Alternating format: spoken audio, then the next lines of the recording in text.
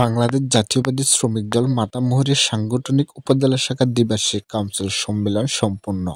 শনিবার 18 জানুয়ারি বিকাল 4টায় চকরিয়া ঈদমনি লালব্রিজ সংলগ্ন মাঠে জাতীয় পতাকা উত্তোলনের মধ্য দিয়ে বাংলাদেশ জাতীয়তাবাদী শ্রমিক দল মাতামুহুরীর সাংগঠনিক উপজেলা দ্বিবার্ষিক কাউন্সিলের সম্মেলন অনুষ্ঠিত হয়েছে। এ সময় সম্মেলন অনুষ্ঠানে মাতামুহুরীর সাংগঠনিক উপজেলার শ্রমিক দল আহ্বায়ক মাহফুজুর রহমান এনামের সভাপতিত্বে ও মাতামুহুরীর সাংগঠনিক উপজেলা শ্রমিক দল সদস্য সচিব সাদেকুর রহমানের সঞ্চালনায় উদ্বোধক হিসেবে বক্তব্য রাখেন কক্সবাজার জেলা শ্রমিক দলের সভাপতি রফিকুল ইসলাম কাউন্সিল।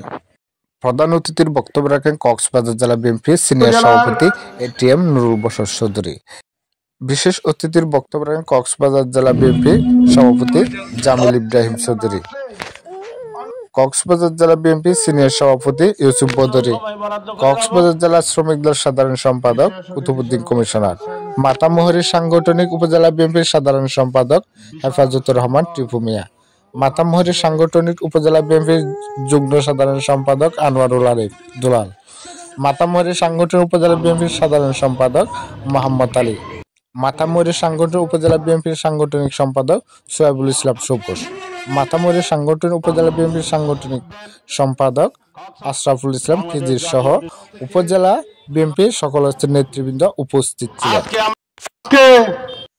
সফল কক্সবাজার জেলা শ্রমিক 5ই আগস্ট শেখ হাসিনার পতন আগ পর্যন্ত দীর্ঘ 16 বছর প্রায় এই দেশে যে এই সরকার পরিচালনা করেছে, এই চকরিয়ায় যে অবৈধ এমপি, বুথ দেখাত এমপি, বাকশালী এমপি ছিল, সৎ বড়ি যাকে জনগণ চিনত, ঠিক কিনা?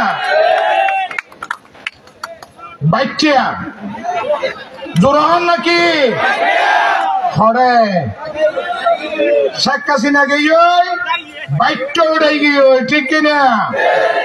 এই বাংলাদেশের বিভিন্ন উপজেলা থেকে সবচাইতে বেশি অত্যাচারিত মানুষ, সবচাইতে ক্ষতিগ্রস্ত মানুষ, নির্যাতিত মানুষ কক্সবাজার 1 আসন চকরিয়া পেকুয়ার মানুষ, ঠিক কিনা বলে? তার অত্যাচার, তার জুলুম, তার ডাকাতি, সন্ত্রাসী বাহিনী এই চকরিয়া পেকুয়াকে অভয়ারণ্যে পরিণত করেছে, ঠিক কিনা? আজকে জুলাই আগস্ট বিপ্লবের মধ্য দিয়ে বাংলাদেশের 18 কোটি মানুষ মুক্ত হয়েছে চকরিয়া পেকুয়ার মানুষ, ঠিক কিনা? আজকে আওয়ামী লীগ অনেকে পালিয়ে গেছে, অনেকে ছদ্মবেশ ধারণ করেছে বিড়ালের মতো। তারা এখনো পর্যন্ত অন্যায় অবিচার করছে, আমরা শুনতে পাচ্ছি। তাদেরকে আমি হুঁশিয়ার করে দিতে চাই, সাবধান করতে চাই। এই চকরিয়া পেকুয়ার নির্বাচিত সাবেক যোগাযোগ মন্ত্রী, আমাদের প্রাণ প্রিয় নেতা, যাকে নিয়ে আমরা অহংকার করি বাংলাদেশের মানুষ, এই নেতার জন্মভূমি এই চকরিয়া পেকুয়া। আগে ওনারা ইতিহাস সৃষ্টি করছেন, কি জানি ইতিহাস আসলে ওনারা বুঝিন না পারেন। ইতিহাস আনলে কি হইতে নেই ইয়ার মাঝে আজিয়া ওনারা 5-10,000 মানুষের যে উগ্র সমাবেশ করছেন। আগামী দিনের ছাত্র দল, এই মাতামুহুরী ছাত্র দল, যুব দল, অন্যান্য অঙ্গ সংগঠন শিক্ষা দেওয়া উচিত।